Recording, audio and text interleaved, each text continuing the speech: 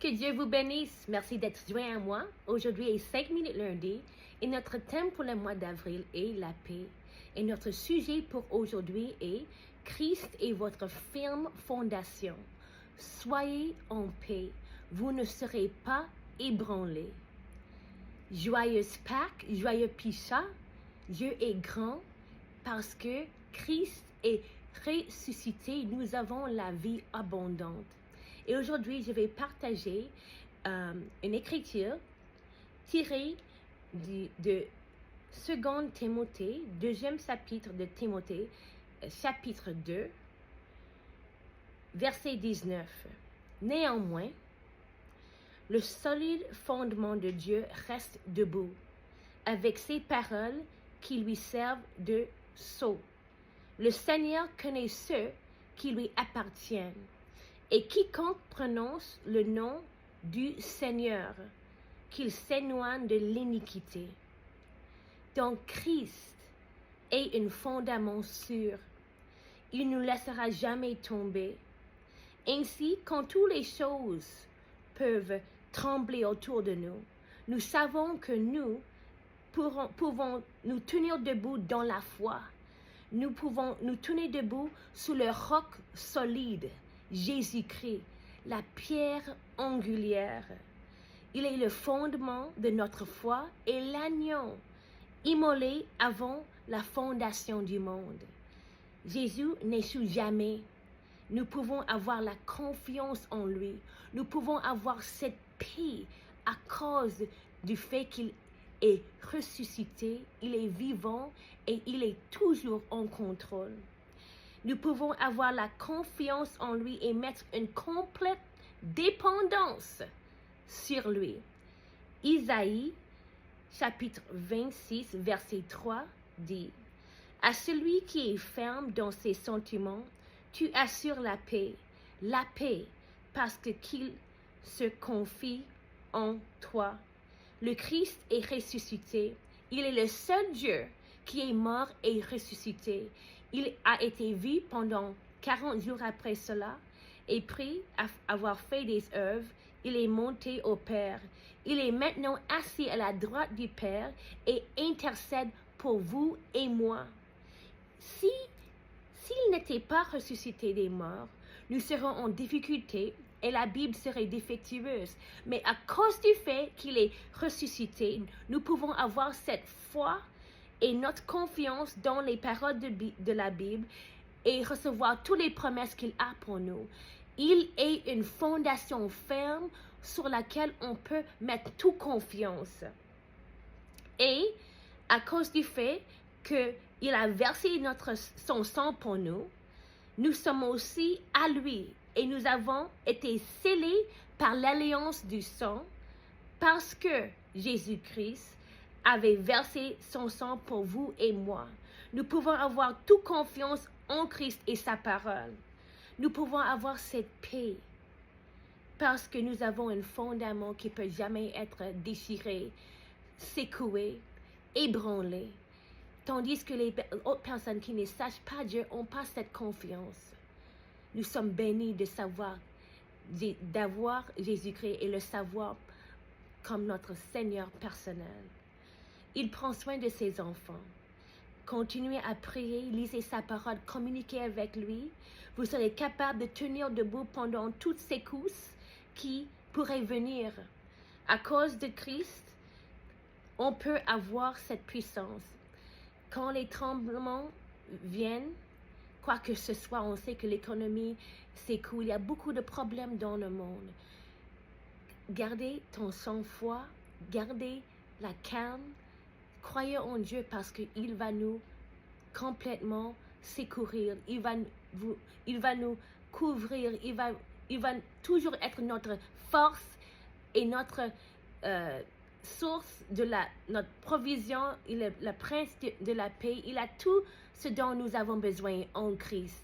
Cette fondation ferme dans un Dieu qui ne peut jamais nous laisser tomber. Il ne va jamais nous causer de perdre. On est toujours des gagnants en Christ. Notre Seigneur, il ne nous laissera pas tomber. Donc, soyez en paix, mon frère et ma sœur. C'était aussi mis sur mon cœur de partager quelque chose avec vous.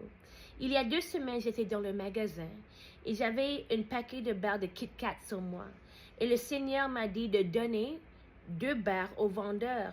Et pendant que je lui donnais les barres, il m'a regardé et il a dit, « Vous êtes sérieux? » J'ai dit, « Oui, s'il vous plaît, ceci est pour vous. » Et il a dit, « Merci beaucoup. » Pour être honnête, j'étais un peu étonnée par sa réaction parce que pour moi, ce n'était pas une grande chose. Mais on ne sait jamais comment les personnes peuvent être vraiment touchées par notre geste, par notre acte. Donc, il faut obéir à Dieu et faire ce qu'il vous demande à faire. Il est fidèle. Donc, s'il vous plaît, obéissez à Dieu et faites ce qu'il vous dit de faire. Ce qu'il vous demande de faire peut sembler insignifiant, mais Dieu sait ce qui affectera la vie de notre personne.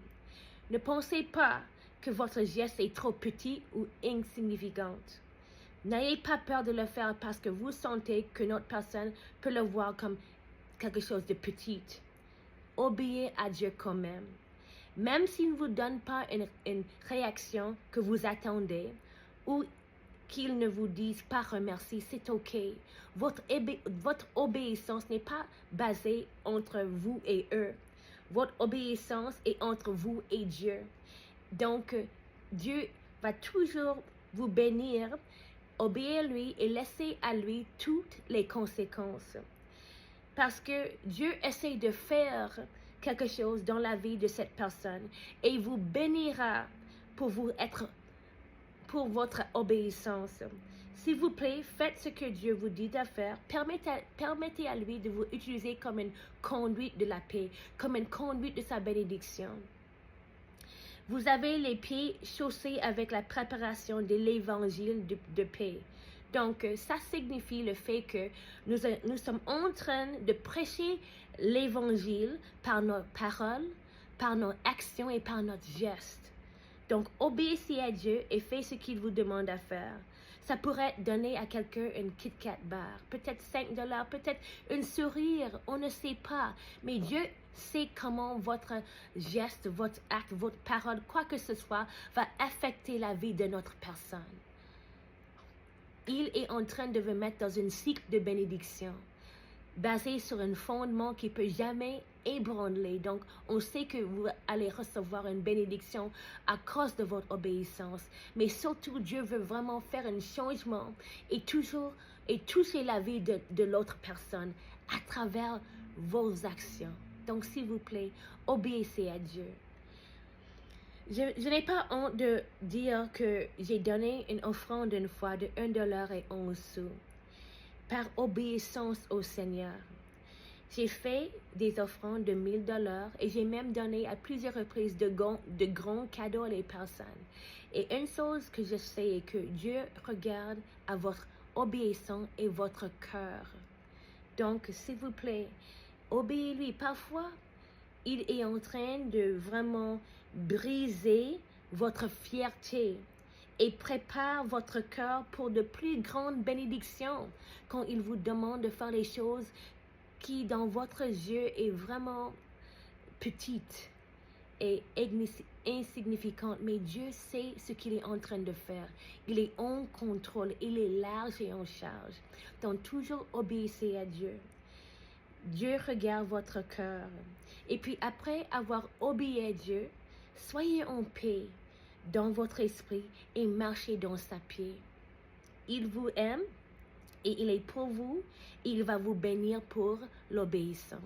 Donc, je vous aime. Surtout, Jésus vous aime. Que Dieu vous bénisse.